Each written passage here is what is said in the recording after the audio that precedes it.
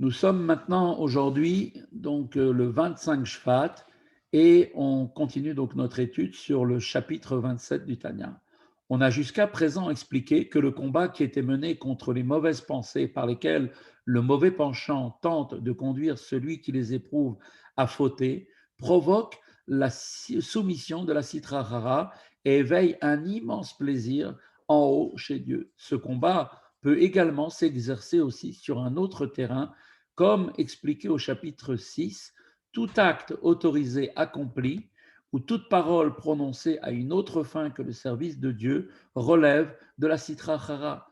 Cette dernière se définit en effet comme l'autre côté, c'est-à-dire le côté qui n'est pas celui de la sainteté, donc limité à ce qui, la sainteté qui est donc limitée à uniquement ce qui est orienté vers Dieu, par exemple. Un exemple très simple. Par exemple, un repas pris dans l'intention d'acquérir les forces nécessaires pour ensuite faire, grâce à cela, être en mesure de faire le service de Dieu, ou par exemple le repas que l'on prend pour le plaisir du Shabbat, qui est lui-même un commandement en soi, eh bien cela est tout à fait ce qu'il faut faire. Le fait donc de s'abstenir d'un acte ou de propos autorisés en eux-mêmes, mais qui ne seraient pas habités par cette sainte intention, en vue de soumettre la citrahara, les forces du mal, suscite la même satisfaction divine. Donc, quand une personne aurait pu parler, par exemple, pendant le Shabbat, de choses qui sont des divrés, des paroles qui sont des paroles sans aucun intérêt en rapport avec la sainteté du Shabbat, et qu'au lieu de faire ça, il se tait, ou bien il va utiliser la parole qui lui a été donnée pour parler de choses de Torah et de sujets en rapport avec la sainteté du jour, eh bien, va aussi avoir pour effet de subjuguer, de soumettre la Sitra Hara et de susciter automatiquement une grande satisfaction pour Dieu. Velohod, il nous dit pas seulement ça, et là, Philo Bedvarim Amutarim Negamre. Et donc, plus encore, on peut dire aussi qu'il existe une autre dimension pour soumettre la Sitra Hara et d'apporter une satisfaction divine qui résulte pas uniquement dans le combat contre de telles mauvaises pensées, parce que là on parle de choses qui sont interdites, mais il y a aussi la possibilité de faire aussi la même chose, d'apporter cette soumission de la force du mal et de donner une satisfaction à Dieu, même dans des choses qui sont totalement permises. Kolma Shadam Zobeach Yetzro Afilu Sha'akala, et tout ce pourquoi l'homme, si l'on peut dire, sacrifie son penchant, fût-ce un court instant, c'est-à-dire que s'agissant d'un acte permis et bien sûr nécessaire, eh bien, il va en retarder l'exécution. Et donc, il fera ça, cet homme, ce Beinoni, en ayant l'intention de soumettre la citrahara de son âme animale située dans le ventre gauche, dans le ventricule gauche, comme on avait dit, de son cœur, comme par exemple nous donne tout de suite l'Admorazaken un exemple très précis.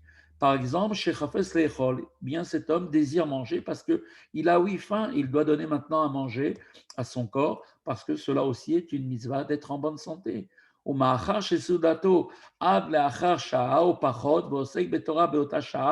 donc, bien qu'il est ici en train, s'il mangeait, de réaliser donc une mitzvah qui est de se maintenir en bonne santé, de tenir son corps comme il faut, être fort, eh bien, lui va se retenir, dire attendez, attends, on ne va pas manger tout de suite, comme le simple commun des mortels, qui a uniquement parce qu'il a faim, alors il va manger. C'est sûr que c'est normal, c'est quelque chose qu'il faut faire.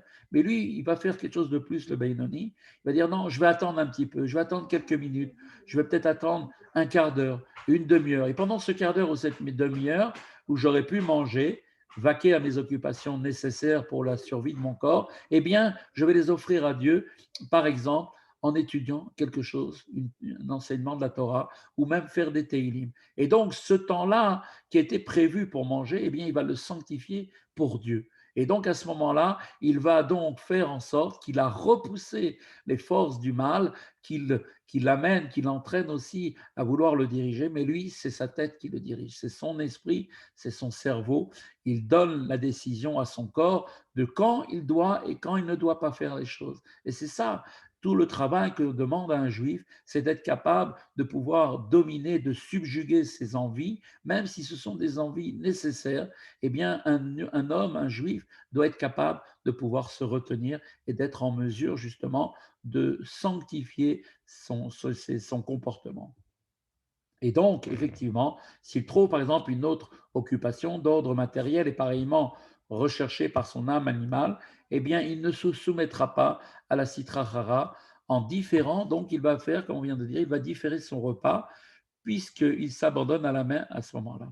En revanche, si cette personne va se consacrer ce temps à l'étude, bien qu'il ne profite pas de cette étude, d'accord, que cela ne profite pas, d'accord, à cette étude, qu'il poursuivra en tout état de cause par la suite, et qu'il finisse, quoi qu'il en soit, par prendre son repas, eh bien, le seul fait d'avoir repoussé, d'avoir différé ce repas représente, là encore, une soumission de la Sitra Achara qui suscite automatiquement la satisfaction de Dieu.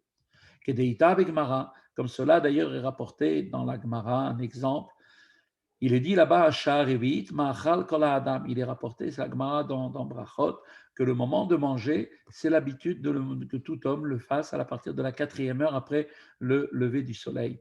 On parle du repas du midi. Sha'at Hashishit, Ma'achal Talmidei Chachamim. Ils disent là-bas que le temps du repas des Talmidei Chachamim, eh bien, c'est la 6e heure de manger pour les disciples des sages. Pourquoi maintenant, la question qu'on pose, pourquoi les érudits prenaient-ils leur repas 2 heures après les autres?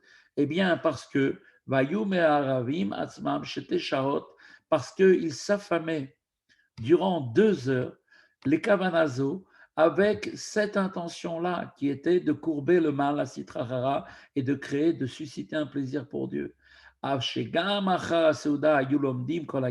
Même si, après avoir mangé, ils étudiaient durant toute la journée.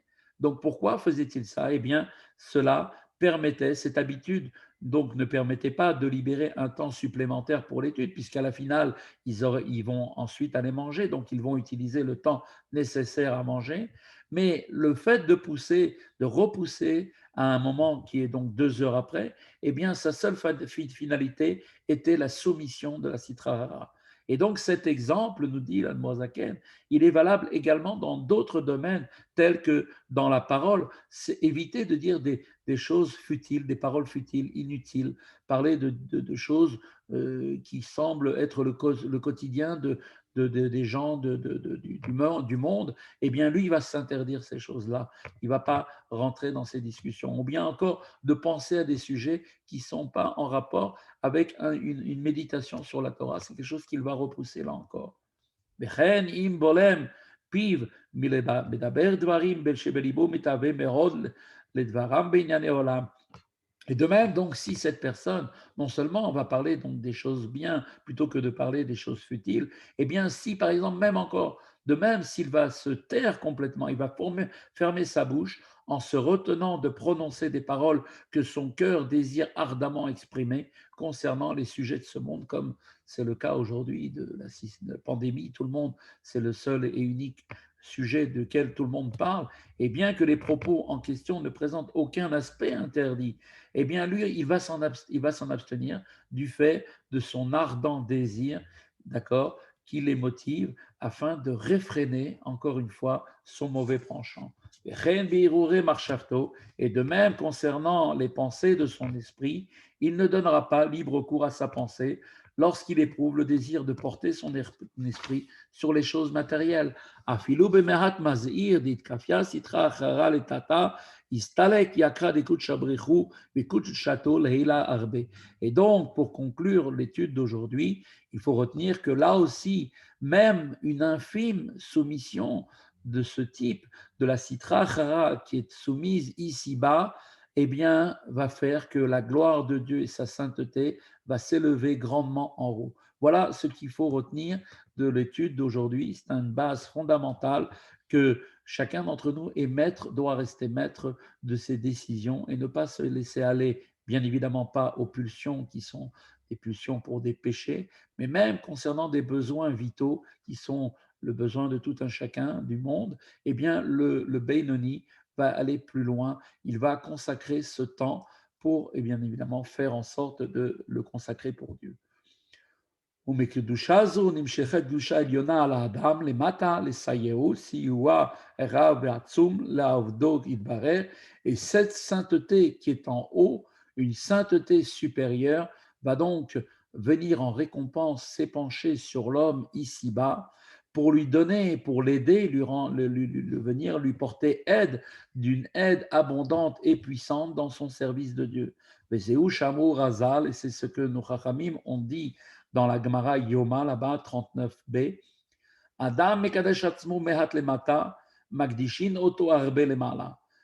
Quand un homme, nous dit la Gemara, se sanctifie un peu ici-bas, alors en récompense, on le sanctifie grandement d'en haut.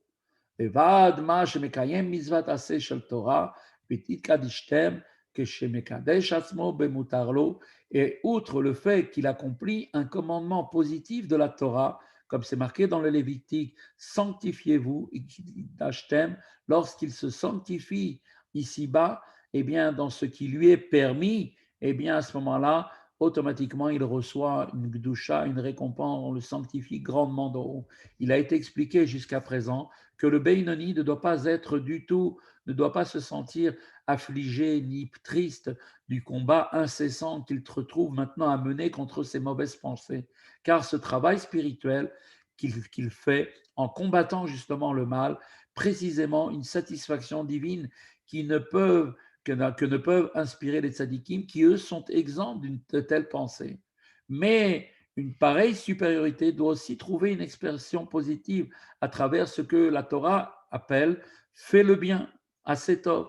C'est cela que le texte de la Torah a entendu ajouter en nous indiquant que, en outre, le fait qu'il accomplit, que le juif qui repousse le mal accomplit un commandement positif de la Torah, puisqu'il ne va pas aller contre un commandement négatif, eh bien, automatiquement, ce commandement aussi, eh bien, il va avoir un bénéfice, et ça va lui être donné en plus de tout le bien et de toute la récompense qu'il est en mesure de recevoir. Ce commandement aussi est donc propre au Beinoni, comme il va être expliqué.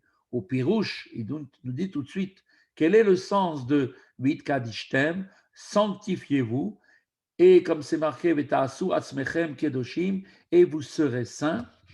Eh bien, cela veut dire tout simplement que, en vérité, qu'il ne soit pas saint et séparé de la Sitra Achara. Ça veut dire que Eino Kadosh ou Muvdal Sitra, c'est-à-dire que bien qu'en vérité, eh bien, le Benoni ne soit pas saint et séparé de la Sitra Achara, puisqu'il est toujours en contact avec le mal, le mot Gdusha, sainteté, évoque ici l'idée de séparation avec tout ce qui appartient avec le domaine de la Sitra Achara. Autrement dit, ici, une telle séparation reste pour lui toujours à accomplir. Ça ne peut malheureusement pas se terminer à un moment. C'est-à-dire qu'il doit effectivement se rendre saint, c'est-à-dire que son cœur n'est pas encore à l'abri des tentations qui émanent de la Sitra Achara. Car chez le Beinoni, elle est cette force du mal dans toute sa force et dans toute sa puissance, comme au jour de sa naissance dans le ventricule gauche du cœur, qui, rappelons-nous, est le siège de l'âme animale et du mauvais penchant. Mais qu'est-ce qu'il peut faire? Eh bien,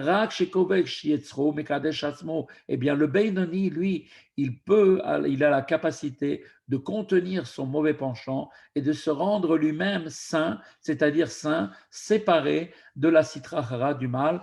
Alors le verset poursuit, après l'injonction sanctifiez-vous, et il nous dit Veitem kedoshim, et vous serez saints.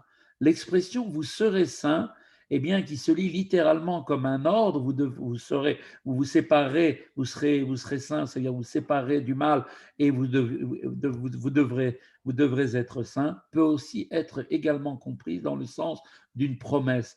Puisque vous allez que vous allez vous sanctifier, eh bien, moi, Dieu, je vous promets que vous allez devenir saints. Kolomar, sofo liot kadosh muvdal behemet misitra chara, c'est-à-dire qu'en finale, le Beinoni finira par être un homme saint ou une femme sainte et séparé véritablement de la Sitra Chara. Aliede shemekachim oto arbe milmala, par le fait, comme on l'a expliqué précédemment, lorsqu'un homme se sanctifie un tout petit peu, une petite mesure ici-bas, comme le chat d'une aiguille, comme on dit, eh bien, alors à ce moment-là, on le sanctifie grandement d'en haut. Eh bien, la réponse, c'est que on vient lui apporter une récompense qui n'est pas du tout en rapport avec l'effort qu'il a fait, qui est d'un effort immense que l'on peut même pas s'imaginer. Eh bien, donc, automatiquement, quand il a fait cela, eh bien, à ce moment-là, Messayin Oto, les Garsham, Ilibo, Mehat, Mehat, et on l'aide petit à petit à ce Beinoni, à chasser la Sitra Achara de son cœur peu à peu. Ainsi, en son cœur, les attraits de la Sitra Achara finiront petit à petit par disparaître. Voilà la promesse qu'Akadosh Baruch Hu nous fait à chacun d'entre nous. Amen, que cela se réalise. Et voilà le message du cours d'aujourd'hui sur lequel nous allons, Baruch Hashem, donc bien réfléchir.